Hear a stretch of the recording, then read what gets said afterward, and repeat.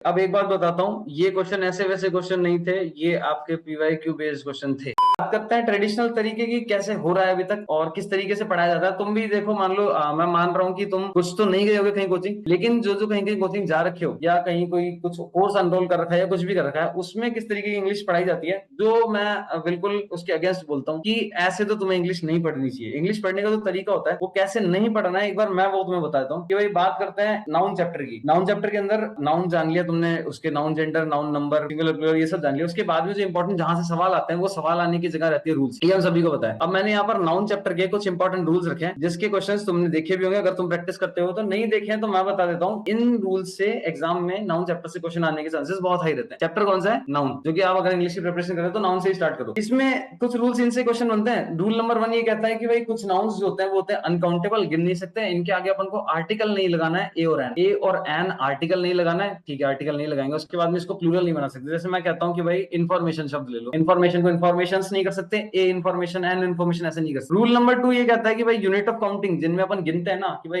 एक दर्जन है, एक स्कोर है, एक 100 है, 200 है, इनको अपन क्या है कि प्लूरल नहीं कर सकते हैं। रूल नंबर 3 कहता है कि भाई प्रेपोजिशन जो है उसको अगर दो तरफ नाउन होता है, if a preposition comes after noun और noun is repeated, it should be in singular form और फॉलोड बाय सिंगुलर वर्ब। दो तरफ नाउन है तो प्रीपोजिशन हो तो उसको सिंगुलर रखना है। और चौथा रूल ये कहता है कि भाई hyphenated nouns do not have plural form. कहीं से भी पढ़ो, कैसे भी पढ़ो, ये सब मतलब पुराना तरीका कि भाई सिर्फ रूल लिख दिए, कोई किताब तुम कहीं से भी कर लो तो उसमें तुम ये रूल्स पढ़ लो और ऐसे कर लो, तो क्या तुम्हें लगता है कि इस तरीके से याद हो सकता है? अगर मैं तुम्हें सिर्फ इस तरीके से आऊं और इसकी हिंदी ट्रांसलेशन करके बता दूं कि भाई ये देखो सम नाउन आर अनकाउंटेबल, कुछ नाउन काउंट नहीं कर सकते, ऐसे आके हिंदी करके बता दूं, तो क्या तुम्हें इस चीज को याद करने में आसानी होगी? क्या ये वो है कि भाई कैसे तो तुम्हें नहीं पढ़ना है? मुझे ये बताओ कि इस तरीके से अगर तुम पढ़ो तो क्या तुम्हें याद हो पाएगा? देखो बुक्स तो तुम कहीं से भी कोई सी भी ले लो, लेकिन क्या अगर इस तरीके से तुम पढ़ो क्या याद कर पाओगे? तुम मुझे ये बताओ कि तुम में से किस किस को ये 4 रूल याद हुए। मैंने चारों को भी बताया कि ये ऐसे होता है, ये वैसे होता है, ये वैसे होता है। इन चारों रूल को तुम्हें अभी समझ में आए क्या या तुम्हें याद हुए क्या? मुझे तो ये बताओ। रूल नंबर 1 2 3 4 मैंने बताया, नाउन के बहुत इंपॉर्टेंट रूल्स है। नहीं याद नहीं हुआ, ऐसे नहीं हो रहा है तो ऐसे कैसे होगा? सोचो तो सही। तुम, मेरा मेन मकसद ये है कि इस तरीके की अप्रोच रहेगी तो किस हिसाब से तुम्हारा एग्जाम क्लियर होगा, क्योंकि इसमें लिखा हुआ सारा मिल जाएगा तुम्हें, लेकिन अप्रोच ये होनी चाहिए कि भाई हाँ याद भी हो, समझ भी आ रहा हो, कुछ ऐसा तरीका जिससे तुम्हें उसको समझने में और हमेशा याद रखने में आसानी हो। एक तो तरीका ये है जिसको तुम्हें फॉलो नहीं करना है। इसके अलावा अगर मैं बात करूं इस तरीके को हटके, अगर दूसरे तरीके की बात करूं कि भाई जिसको जो मुझे लगता है कि हाँ इस तरीके से पढ़ना चाहिए, या मैं खुद जिस तरीके से पढ़ा था, मैं खुद समझता था तो मैं रिलेट करके समझना बहुत प्रेफर करता था। तब मैंने जब पढ़ाना शुरू किया तो जिस तरीके से मैंने सोचा कि हाँ इस तरीके से बताऊं, एक तरीका मैं वो बताता हूँ, एक बार तुम उसको देखना कि भाई तुम्हें समझ में आया कि नहीं आया। 4 रूल मैंने नाउन के भी तुम्हें बताए जैसे तुम्हें नहीं करना है। अब एक बार ये तरीका देखते हैं जिसमें मैं प्रेफर करता हूँ पढ़ना और पढ़ाना। इसको अपन स्टार्ट करेंगे एक स्टोरी से। एक छोटी सी स्टोरी बताता हूँ मैं तुमको। ये मैं हूँ, मेरे दोस्त हैं दो, इसका नाम सनी है, सनी चोपड़ा, और इसका नाम है अजय, अजय चौधरी। ठीक है, तो हम 3 दोस्त हैं, बचपन से दोस्त है, स्कूल में दोस्त है। तो हमने एक ट्रिप प्लान की थी, उस हिसाब से देखते हैं कैसे क्या की। हम 3 दोस्तों ने ट्रिप प्लान की कि हम तीनों पैसे मिलाएंगे, पैसे इकट्ठे करेंगे और घूमने जाएंगे। तीनों ने पैसे की बात कर ली कि ठीक है इतने इतने रुपए ले आएंगे। बात तो 2-2 हजार की हुई थी, लेकिन पैसे मिलाने की जब बात हुई तो मेरे पास थे कितने? 2000, अजय चौधरी के पास थे 2000। बात 2000 की हुई थी सभी की। मैं जो लिख रहा हूँ उसको भी ध्यान देना। मेरे पास थे 2000, अजय चौधरी के पास थे 2000, सनी चोपड़ा के पास थे 500। ठीक है, बात 2000 की हुई थी, अगले के पास नहीं थे, सिर्फ 500 ही ला पाया। तो कुल मिला के हमारे पास गोल था 6000 का। 6000 तो नहीं हो पाए, लेकिन हमारे पास कितने हो गए? 4500 रुपए। ठीक है, 2000, 2000 और 500। तो प्लान बनाया घूमने का, घूमने के लिए करे पैसे इकट्ठे। पैसे इकट्ठे होने के बाद कितने हो गए? 2000, 2000, 500। ठीक है, पैसे इकट्ठे होने से तुम क्या समझो कि रूल नंबर 1 मैंने कहा कि यूनिट ऑफ काउंटिंग जो होते हैं, जैसे जहां पर तुम गिनती करो, जैसे डजन मतलब 12, कोर मतलब 20, 100 मतलब पता ही है, 1000 मतलब पता ही है, इनको जब भी तुम यूज करोगे तुम्हें सिंगुलैरिटी फॉर्म को मेंटेन रखना है। सिंगुलर मतलब सिंगुलर एक, प्लूरल मतलब बहुत सारे। मैंने कहा एक गाड़ी तो मैं बोलूंगा 1 कार। मैंने कहा 2 गाड़ी तो मैं क्या बोलूंगा? 2 कार। तो देखो 2 कार ना बोलकर मैं क्या लिख रहा हूं? इसको 2 कार्स लिख रहा हूं। एक होती है जब तक चीज अपन बोलते हैं कार, लेकिन जैसे ही एक से ज्यादा हो जाती है तो अपन क्या बोलते हैं उसको? कार्स। ऐसे ही मैं अगर बोलूं 3 तो मैं क्या लिखूंगा? 3 कार्स लिखूंगा कि नहीं लिखूंगा? लिखूंगा ना। लेकिन अगर अपन बात करें यूनिट ऑफ काउंटिंग की, यूनिट ऑफ काउंटिंग में मैंने तुम्हें अभी एग्जांपल लिया, 2-2 हजार रुपए लाए थे हम, यानी कि कितने कितने? 2-2 हजार। अब जैसे मैं बोल रहा हूं कि 2 कार हो नहीं होगा, टू कार्स होगा, क्योंकि नंबर आ गया है दो, एक से ज्यादा होते चीज हो जाती है प्लूरल। लेकिन मैंने कहा unit of counting, unit of counting का एग्जांपल ले रहा हूँ 1000 का। मैंने लाए कितने, 2000 रुपए, तो 2000 को मैं 2000 थोड़ी लिखा था पिछली साइज में, मैंने लिखा 2000। क्यों लिखा 2000? क्योंकि मुझे पता था रूल नंबर 1 ऑफ नाउन ये कहता है कि यूनिट ऑफ काउंटिंग क्या होता है, सिंगुलर होता है हमेशा। आगे कोई सा भी नंबर हो जाए, अगर 5 होगा तो भी 5000 बोलूंगा, 5000 नहीं बोलूंगा। लेकिन 5 गाड़ियां होंगी तो मैं बोलूंगा 5 कार्स। लेकिन यूनिट ऑफ काउंटिंग आ गया तो 2000 बोलूंगा। ऐसे ही सनी के पास थे 100, 500, तो मैंने 500 थोड़ी बोला था, मैंने कहा था 500। सिमिलरली ये एग्जांपल्स हैं। ये रहा रूल नंबर 1। अब हमारे पैसे तो हो गए इकट्ठे, हमने सोचा कि भाई सामान वगैरह भी इकट्ठा कर लेंगे। सामान वगैरह जो भी कौन जिम्मेदारी लेगा कि भाई बैग कौन लाएगा, बैग वगैरह की, और जो भी हमारा सामान सट्टा होगा उसका हिसाब कौन क्या करेगा। तो राहुल अजय चौधरी ने ये लिया कि भाई हाँ, लगेज जो भी होगा हमारा, लगेज की जिम्मेदारी मेरी, जहां पर भी जाएंगे उसका ध्यान मैं रखूंगा, कैसे कहां पर क्या कितना रखना है उसका सारा ध्यान मैं रखूंगा, मैं उसको पूरा निगरानी रखूंगा, कोई दिक्कत नहीं आएगी। तो लगेज की जिम्मेदारी किसने ली? अजय ने। ठीक है, अब लगेज की जिम्मेदारी अजय ने ले ली। इससे हमें क्या याद रखना है कि रूल नंबर 2 ये कहता है कि कुछ नाउन जो होते हैं ना वो अनकाउंटेबल होते हैं। अनकाउंटेबल मतलब जिनको तुम गिन नहीं सकते। मैंने कहा सामान सट्टा, सामान सट्टा एक नहीं होता, दो नहीं होता, ऐसे होता है कि सिर्फ सामान है तो सामान है, मैं गिन नहीं सकता उसको। ऐसी चीजों को बोलते हैं अनकाउंटेबल। और वो क्या होता है, उनके आगे अपन आर्टिकल ऐड नहीं कर सकते, आर्टिकल ऐड नहीं कर सकते, और उनको अपन प्लूरल भी नहीं बना सकते। तो भैया आप अनकाउंटेबल्स को आर्टिकल नहीं लगाओगे ए एन, और उनको प्लूरल नहीं बनाओगे।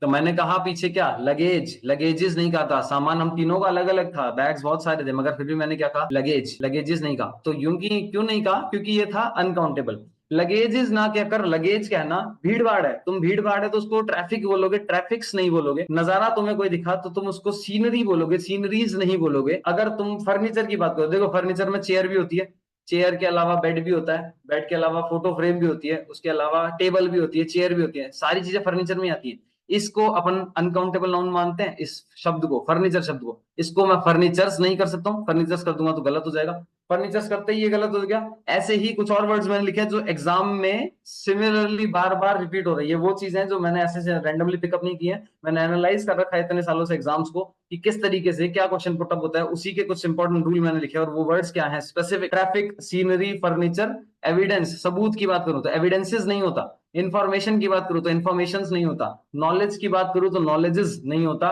क्रॉकरीज नहीं होता, लगेजेस नहीं होता। ठीक है, सिमिलरली अभी दो एग्जांपल मैंने रखे यहाँ पे, पीवाईक्यू बेस्ड एग्जांपल है, ऐसे वैसे एग्जांपल नहीं है। इसमें देखते हैं कि भाई एग्जाम में किस तरीके की गलती दे रही। The paintings of natural sceneries are selling like hot. ठीक है, ये मेरे को दिख नहीं रहा साइड में, ये आ रहा है। The paintings of natural sceneries are selling like hot cakes, कि भाई जो पेंटिंग्स है नजारों की, नजारे की, वो हॉट केक्स की तरह बिक रही है बहुत ज्यादा। तो इस सेंटेंस में अगर मैं देखूं इस रूल के हिसाब से, ये तुमको लगभग इस इमेजेस से जिस तरीके से दिख रहा है याद हो गया होगा। तो यहाँ पर सीनरीज गलत है, क्योंकि सीनरीज तो अनकाउंटेबल होता है और इसको अपन प्लूरल नहीं बना सकते। अगले सेंटेंस में तुम देखो तो new furniture needs, the new office needs more furnitures. नई ऑफिस को और फर्नीचर चाहिए, और फर्नीचर चाहिए, तो फर्नीचर तो बहुत तरीके का होता है, उसको तुम फर्नीचर्स कैसे कर सकते हो। तो अनकाउंटेबल नाउन प्लूरल ना होने की वजह से यहाँ पर ये गलती हो जाती है। तो सिंपल क्वेश्चन आता है तुम्हारा कि ये सेंटेंस है, इसके A B C D 4 part में क्या गलती है वो बताओ। यहाँ पर तुम फिगर आउट कर पाओगे बड़े इजीली कि हाँ यहाँ पे ये गलती है। अब लगेज वगैरह इकट्ठा हुआ, उसके बाद मैंने जो जिम्मेदारी ली थी वो ये थी कि स्टोरी पे आगे वापस मूव करके, भाई मैंने जो जिम्मेदारी ली वो ये ली थी कि भाई होटल रूम जो भी हमको बुक कराने हैं वो मैं बुक करा दूंगा। और बुक ऐसे वैसे नहीं कराएंगे, हम बुक कराएंगे 5 स्टार होटल। क्या बुक कराएंगे? 5 स्टार होटल। ध्यान दीजिएगा जो मैं लिख रहा हूँ उस पर। हम जाएंगे घूमने, हम जाएंगे तो पैसा मिलाएंगे, पैसा मिला के सामान का ध्यान रखेंगे, और हम बुक क्या कराएंगे? 5 स्टार होटल। 5 स्टार होटल को बुक जो कराया, तो इससे देखते हैं क्या चीज समझ में आती है। 5 स्टार होटल बुक कराएंगे तो रूल नंबर 3 ये कहता है hyphenated nouns do not have plural form. दो चीजें जहां पर हाइफन लगा हुआ हो, हाइफन मैंने कहा 5 स्टार एक हाइफिनेटेड नाउन है, वो नाउन जिसके बीच में हाइफन आ रहा है, हाइफन आ रहा है, हाइफन आ रहा है, इसको हम कभी भी प्लूरल नहीं कर सकते। जैसे मैंने वही एग्जांपल लिया, वापस लेके बताता हूँ। मैं लिख रहा हूँ 1 कार, एक गाड़ी है मेरे पास तो मैं बोलूंगा 1 कार। मेरे पापा के पास 2 गाड़ियां हैं तो मैं क्या बोलूंगा? My father has 2 cars. My father has 2 cars. मेरे पिताजी के पास 2 गाड़ियां हैं, तो मैं टू करते ही क्या कर दिया? कार्स। मैंने कहा मेरे भैया के पास 5 गाड़ियां हैं, माई ब्रदर हैज 5 कार्स, ये मैंने गलती से लगा दिया, माई ब्रदर हैज 5 कार्स। तो ऐसे ही नंबर बढ़ने पर ये चीजें प्लूरल हो रही थी। लेकिन बात करें अगर हाइफिनेटेड नाउन्स की, हाइफिनेटेड नाउन्स के अंदर कभी भी नंबर बढ़ने पर आगे आने वाली चीज प्लूरल नहीं होती है, ये बात ध्यान रखनी है। रूल नंबर 3 से हम 5 स्टार होटल में गए थे, 5 स्टार्स होटल में नहीं गए। आगे गए तो प्लान वगैरह बन गया, हम गए बस स्टैंड पे। बस स्टैंड पर एक के बाद एक बसेस आ रही थी, एक के बाद एक बस आ रही थी, एक बस आ रही है फिर एक जा रही है, जाए जा रही है आए जा रही है, बहुत सारी बसेस आ रही थी जा रही थी। बस स्टैंड पर हम यही देख रहे थे, बस स्टैंड पर बहुत सारी बसेस आ रही थी। तो असल में अगर तुम बात करो तो बस आ रही है, बस आ रही है और जा रही है। पहले एक बस आई फिर हो गई, फिर दूसरी आई फिर हो गई।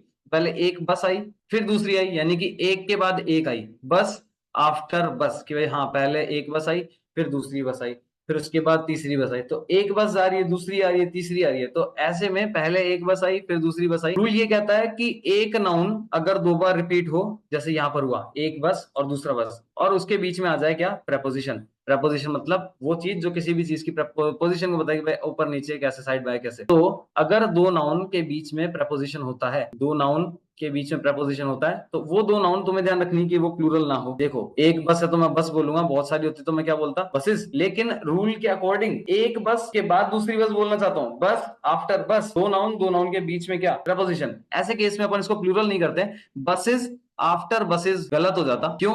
क्योंकि सिंपल सा रूल नंबर 4 लिखा हुआ तो काफी सारा मिल जाएगा तुमको, मैं एज सिंपल बता देता हूँ कि भाई 2 नाउन, दोनों सेम नाउन के बीच में अगर प्रपोजिशन होता है तो अपन उन दोनों को सिंगुलर रखते हैं। अगर बोल रहे हो कि भाई दिन ब दिन उसकी हालत बिगड़ती जा रही है, तो अपन डेज बाय डेज नहीं बोलेंगे, अपन बोलेंगे डे बाय डे। सिमिलरली अपन बोल सकते हैं रो अपॉन रो, या अपन बात करते हैं स्ट्रेट्स की। स्ट्रेट्स मतलब जो नदियों के अंदर बीच, ओशंस में बीच में थोड़े बहुत रास्ते बना रखे होते हैं जिनसे शिप्स गुजरती है, उसमें एक बार में एक ही शिप गुजरती है। ऐसे सेंटेंसेस भी एग्जाम में बहुत बार आते हैं कि भाई that straight that strait had so many ships that one could see ship after ship every minute, ship after ship। अब ships after ships नहीं होता, ship after ship होता है, ठीक है। अगर ships after ship कर देता तो गलत हो जाता। तो दोनों नाउन्स जो रिपीट हो रही है, बीच में प्रपोजिशन हो रहा है, उनको सिंगुलर रखना है, प्लूरल नहीं रखना है। तो ये 4 रूल कुछ इस तरीके से करें, ठीक है। अब हमने बस पकड़ी, गाड़ी रुकवाई, बस पकड़ के हम चले गए। अब बस पकड़ के चले तो गए, लेकिन हुआ ये कि सनी को पैसे दे रखे थे, सारे पैसे इकट्ठे करके हमने सनी को ही दिए थे। उसने क्या करा, पैसे गिरा दिए कहीं पर और हम ट्रिप पर चले गए। ना तो वो ट्रिप कभी कंप्लीट हो पाई, ना हम कभी घूम पाए, और वो trip as it is cancel हो गई। वापस से रास्ते में उतरना पड़ा, रास्ते में उतरकर वापस घर जाना पड़ा पैदल, तो सारा उस पर दोष आया। तो अब देखो इस तरीके से अगर तुम पढ़ो और एक ट्रेडिशनल तरीके से अगर तुम पढ़ो, तो दोनों में बहुत ज्यादा डिफरेंस है। दोनों में इतना जमीन आसमान का डिफरेंस है कि भाई एक तो तुम्हें मैं सिर्फ लिखा हुआ दे दूं, किताब बता दूं और ये पढ़ लो, या फिर एक इस तरीके से पढ़ो। तो मेरे राय में तो ये वाला तरीका बहुत ज्यादा अच्छा है, ऐसे तुम्हें याद भी हो जाए। एक बार मैं तुम्हारे लिए कुछ 3 क्वेश्चंस रखा हूं, इन 3 क्वेश्चंस को एक बार देखो और आंसर करने की कोशिश करो। कुछ नहीं है, सिंपल स्टेटमेंट है, एक सेंटेंस, 2 सेंटेंस, 3 सेंटेंस। 3 सेंटेंस में मैंने अलग अलग पार्ट कर रखे हैं, ए बी सी डी।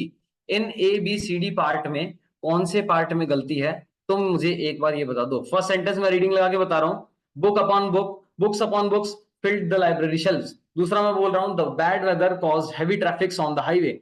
तीसरा मैं बोल रहा हूँ, the company made a profit of $10 million last year. 3 sentence दे रहा हूँ, इनको पढ़ो और इनको बताओ इनमें गलती क्या है। बहुत बढ़िया, बहुत बढ़िया, वाह। Book after book, book upon book होना चाहिए सर, ठीक है। ए में 1 की गलती है, ए में 1 की गलती है, ठीक है। तीनों का बताओ मेरे को, सिर्फ फर्स्ट नहीं कह रहा हूँ। बहुत बढ़िया, बहुत बढ़िया, फर्स्ट का ये है, बुक अपॉन बुक होना चाहिए सर, ये नहीं होगा, हाँ ठीक है। दूसरे वाले में ट्रैफिक की गलती है, ठीक है।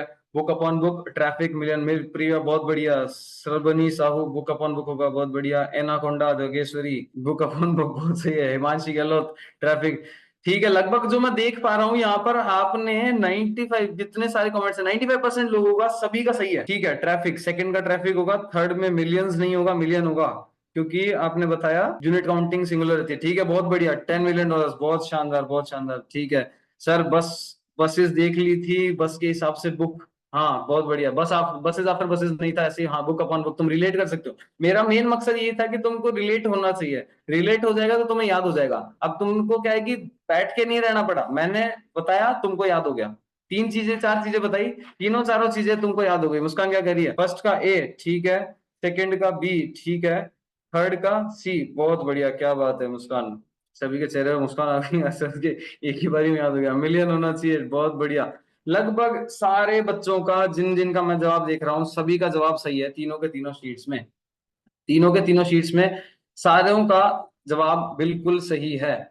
एक क्लास बार मैं और क्यों देख रहा हूँ, बहुत बढ़िया, बहुत बढ़िया, ठीक है।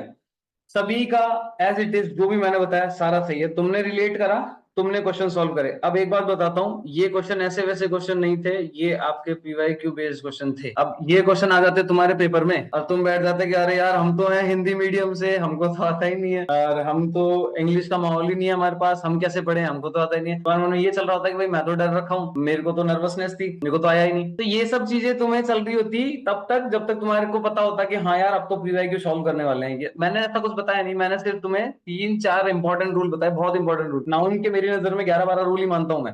किताबों में है 27 रूल, जो अभी किसी ने लिखा था कि इस मैम की इस तरह की किताब ले लिया, उस किताब में 27 रूल है। नाम नहीं लूंगा मैं किसी टीचर को, गलत नहीं बता रहा हूँ, कुछ सही सही नहीं बता रहा हूँ, लेकिन उस किताब में 27 रूल है एज इट इज, मैंने भी देख रखे हैं। लेकिन जिस हिसाब से मैं पढ़ता हूँ, जिस हिसाब से मैंने बच्चों को पढ़ा रखा है, उस हिसाब से मेरी नजर में 10 से 11 रूल है जिससे तुम्हारा पेपर आ रहा है, जिससे तुम्हारे पेपर के अंदर क्वेश्चन पुट अप हो रहे हैं। 4 मैंने यहाँ पर तुम्हें सॉल्व करके बताए और तुमसे करवाया, अकेले नहीं कराया कि भाई हाँ मुझे तो याद था, मुझे तो पता था कैसे क्या हो रहा है, लेकिन तुमसे करवाया।